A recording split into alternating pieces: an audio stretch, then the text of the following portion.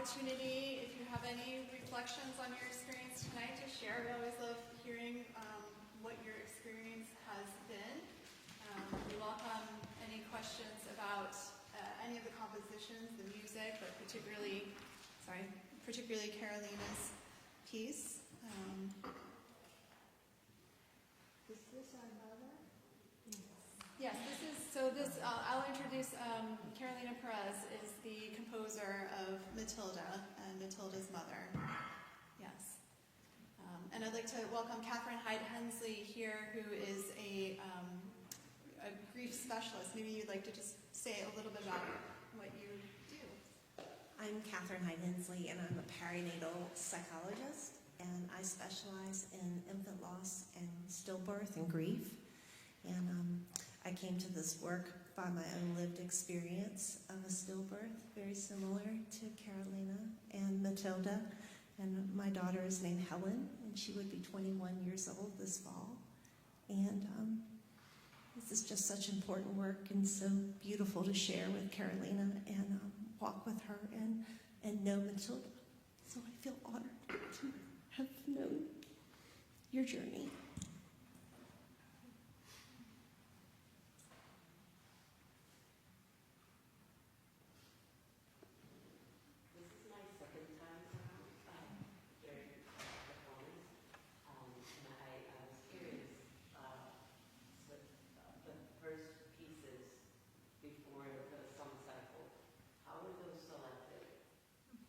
Yeah, so the question was, how did we program this concert? Why did we choose the pieces that we did that preceded Carolina's song cycle? And it was a challenge. Like, what do you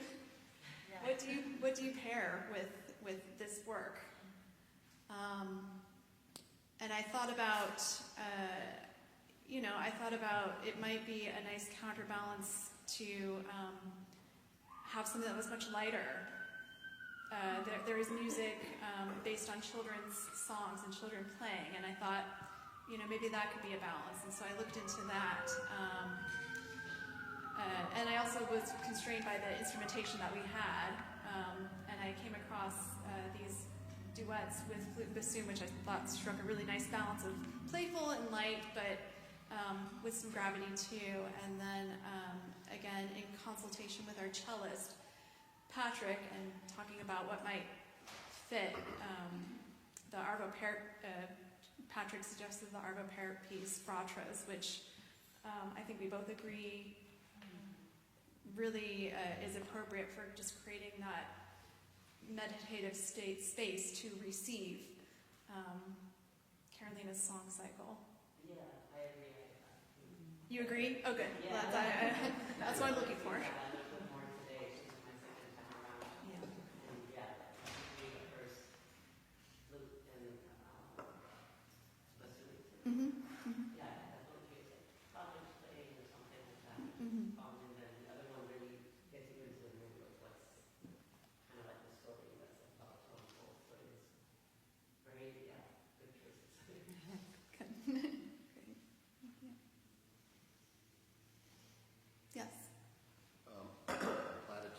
Say to myself whenever I encounter death is that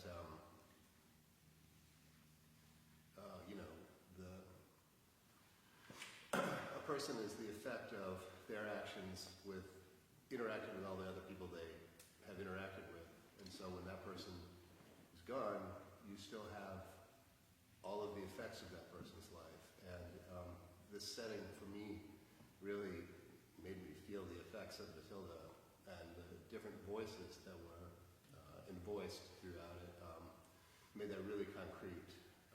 The changing in Krista, your performance of the different voices really made that powerful and effective. And so the lyrics of the last piece, use your voice. I am in your voice. I felt that really powerfully. So thank you for that. Yeah. Is that a question?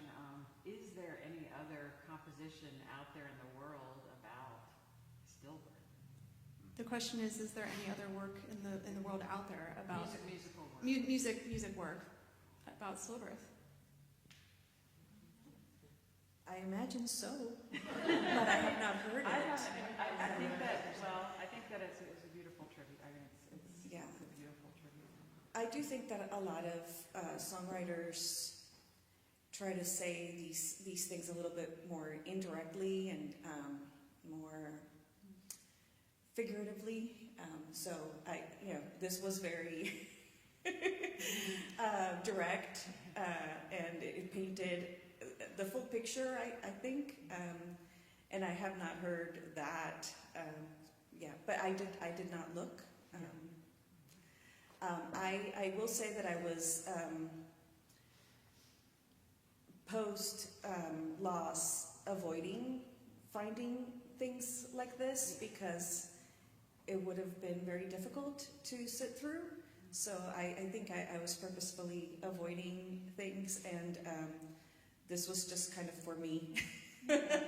Yeah. Just to piggyback on that, thank you for your vulnerability. I think to put yourself out there was such a personal, difficult situation. I was just thinking about, I didn't realize until I was a childbearing age how many women go through situations like this, variations of it, and it's not talked about enough. It's not shared about enough, and a lot of us don't know how to express. It's definitely so beautifully in your music, which is just beautiful.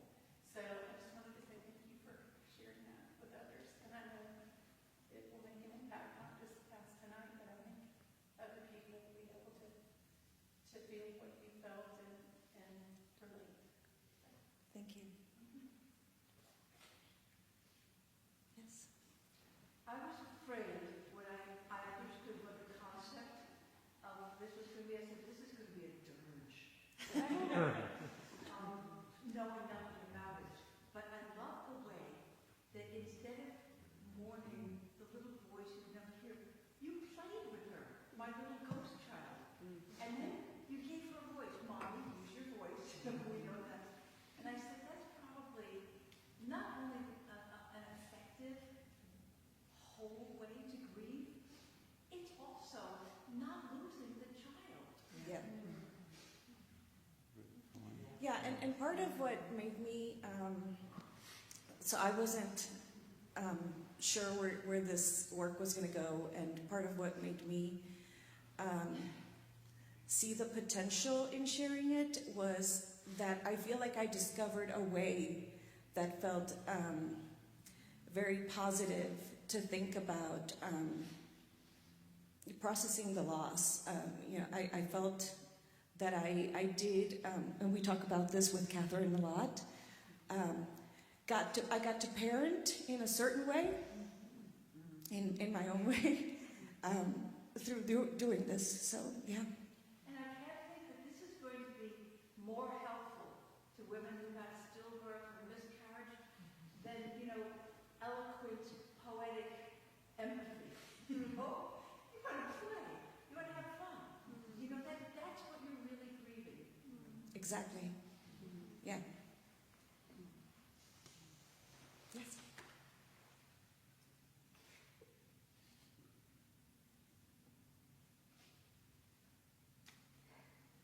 Like, Yeah.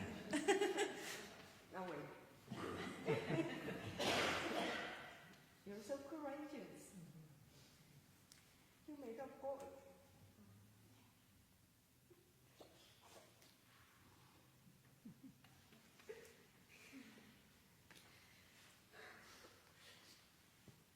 Yes. I'm curious to hear about the progression of the song composition, because it's been almost 8 years, right? 8 years, yeah. It'll be 8 years this September. 8 years, yeah. Yeah. So,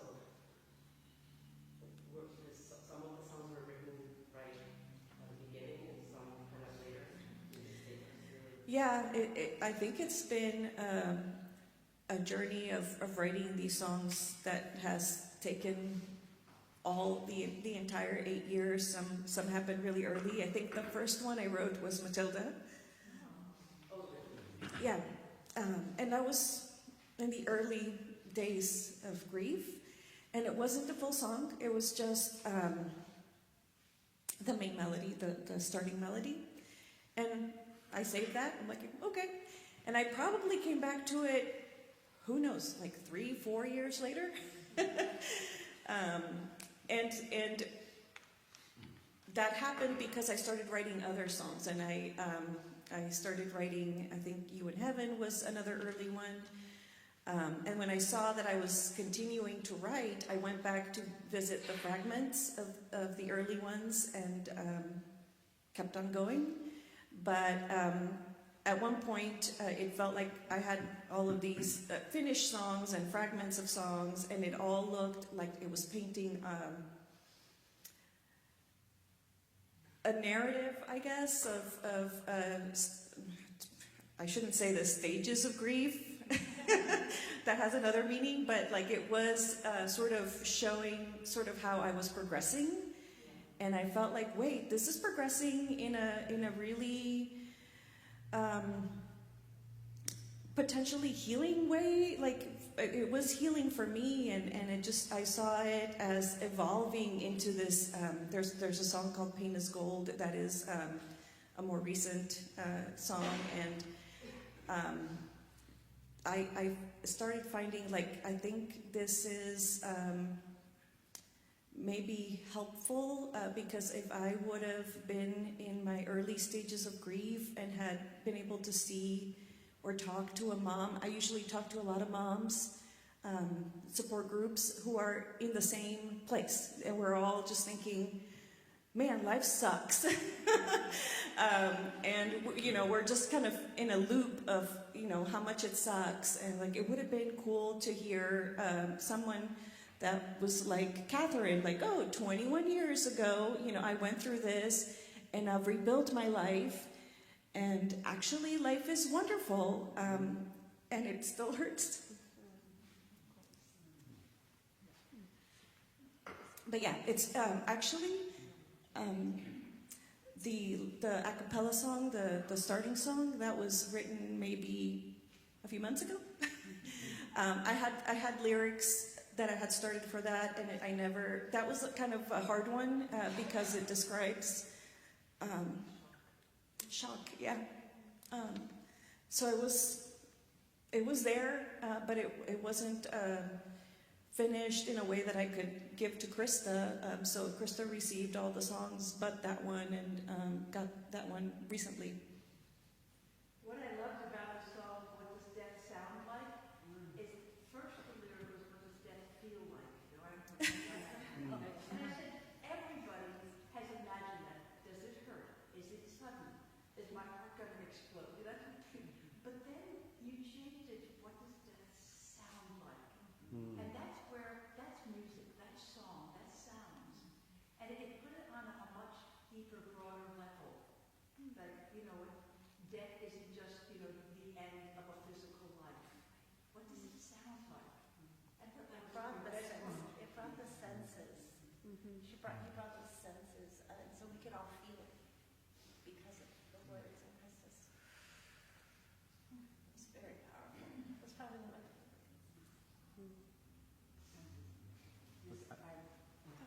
I've known Harmonia for a long time, and the beautiful work that Kate and her others do. How did y'all come together? And I hope this has, as they say, some legs and some outreach. And Krista, I've never heard you draw like this.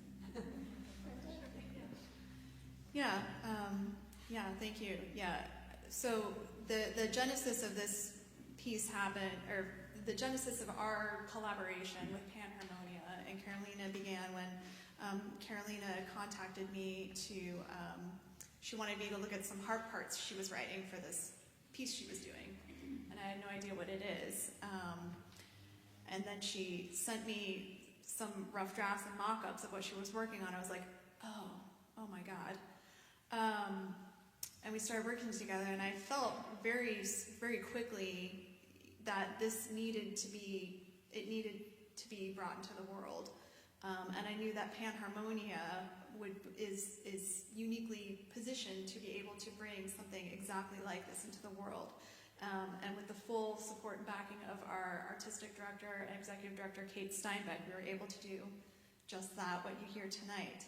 And yes, I hope that there are other opportunities to bring this into the world, because we don't support grief experiences as a society. We have a hard time witnessing it and supporting each other in it. And We don't know how to honor it. we don't know how to honor it. Yeah, we really struggle with it, and we're scared of it. And as we said last night, we don't know what to say. And so often you're alone. You're stuck alone with your grief. And even though Karen, the content of this piece is very specific and very personal, it touched me so deeply because it's so universal. The pain is universal, and I can connect to that regardless of what the content is. Were you all composing the music to the words, or did you compose the music also? Yeah, Carolina wrote everything. Yeah. Yeah, Did the words come first or the music? Did the words come first or the music? Most of the time they come together for me. David knows this. I don't shut up at home. I sing every day, and I sing about the chair I'm sitting on. Our dog. The dog has many different songs about, like, eat your food. Usually melody is like in lyrics. Melody and lyrics come together, and then melody has implied harmony, so it just kind of continues from there naturally.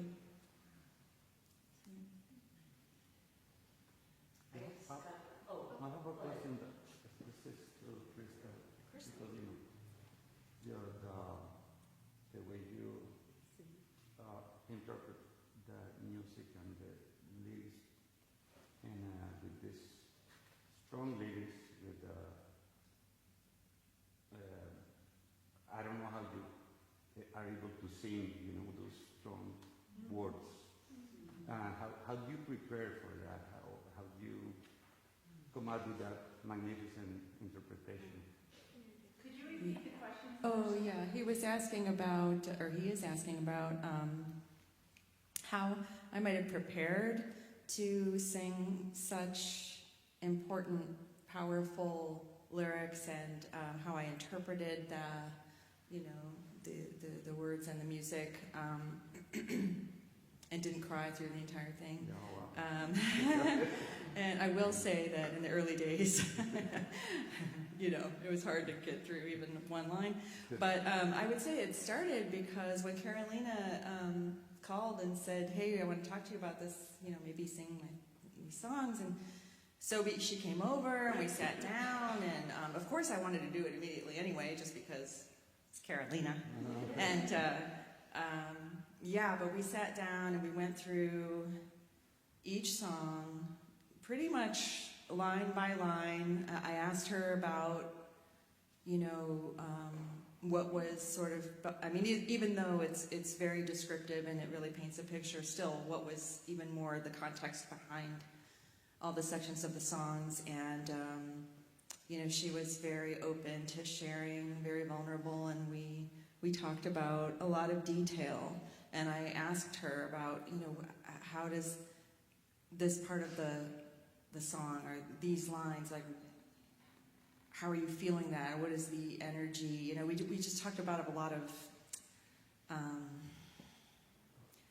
different creative levels about what she wanted it to express to you all. And so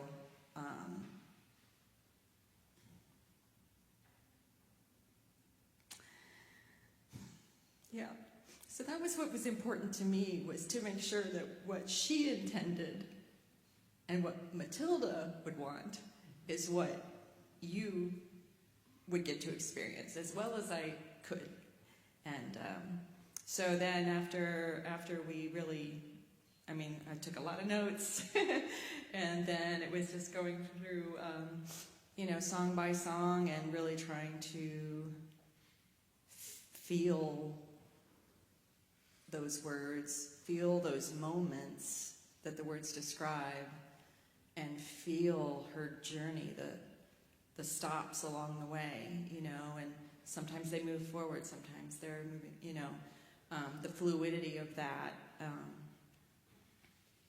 and trying to attach my own experiences with grief. As we were saying, it's universal, and I haven't had the same experience, but of course I've had grief, I think we all have in our lives. And so I also really, I really learned a lot from you and from this piece and from performing this music with everybody where I'm all strong people over there. Because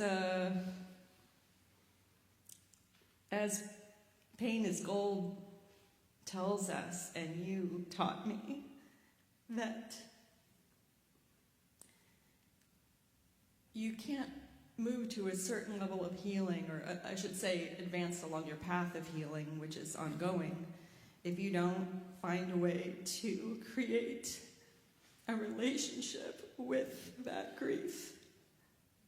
If it's always like over here, or, in here, I don't know if I'm making any sense, but but finding that way like you did and how you said it, it was like, oh man, like that's what I should be, or that's what I need, so I learned a lot, and and I just listened to it a million times and sung it a million times and tried to find meaning in each word. So, yeah.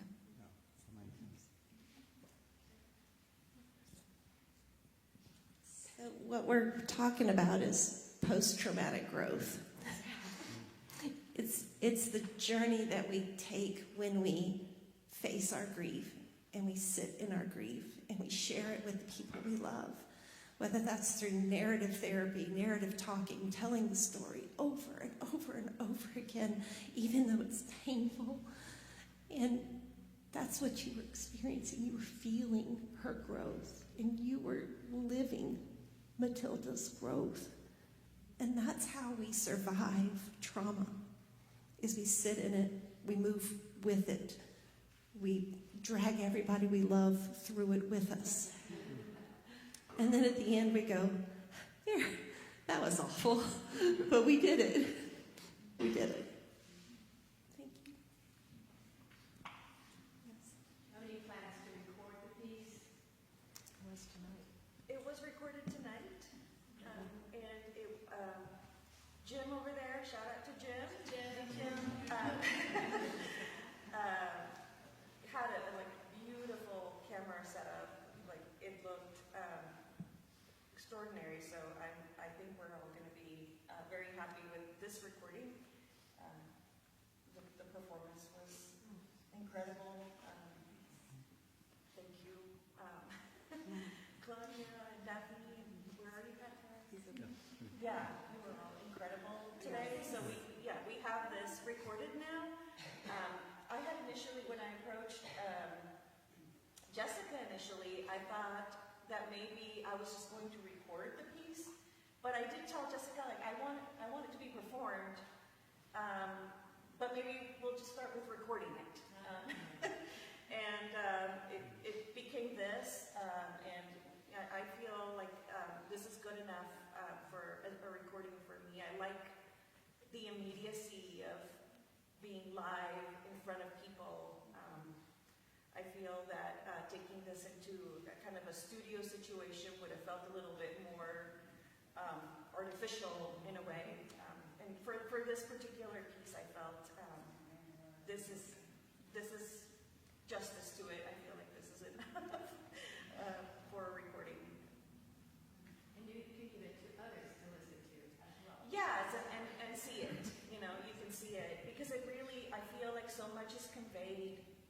from looking at the musicians too. Yeah. Yes. Yeah, we're gonna go eat dinner. So stay tuned. Yeah, we'll have that recording up. Sign up for our mailing list if you haven't already, and